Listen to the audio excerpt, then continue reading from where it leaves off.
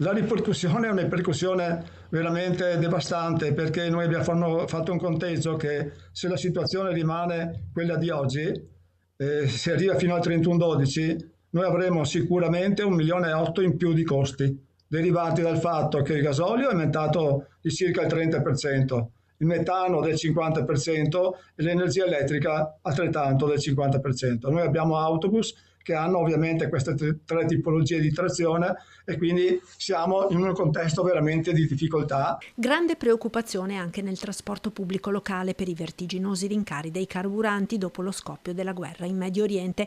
Al momento non sono previste contromisure di MOM che potrebbero gravare sulle tasche dei viaggiatori, ma i timori ci sono se la guerra dovesse protrarsi nel tempo. La speranza è quella che si risolve in tempi molto brevi e che il prezzo del gasolio o del gas ritorni quello che era qualche settimana fa. Intanto i gestori delle pompe puntano il dito sulle compagnie petrolifere, soprattutto per la tempistica degli aumenti arrivati subito dopo lo scoppio del conflitto. Sappiamo che abbiamo delle scorte sia a livello nazionale, anche le compagnie petrolifere sicuramente il prodotto è stato acquistato tempo fa, quindi capisco il conflitto, secondo me poteva essere moderato l'aumento, anche perché vorremmo capire nel momento in cui, e speriamo quanto prima finisca il conflitto, ci sia la stessa velocità nella diminuzione del prezzo. Ai distributori intanto la gente è sempre più preoccupata. La gente è allarmata di questa cosa qua. Speriamo che il periodo sia breve e che tutto ritorni come era prima. È vero che però il prezzo è schizzato in queste 2 settimane di guerra, hai capito? Si parla di 20 centesimi sul gasolio, che è un'enormità.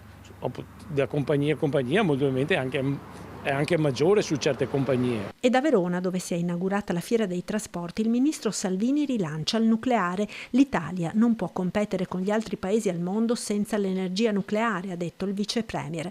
Sul fronte degli imprenditori, il presidente onorario di Permastelisa, Massimo Colomban, ospite di Focus TG, torna sui rapporti con la Russia.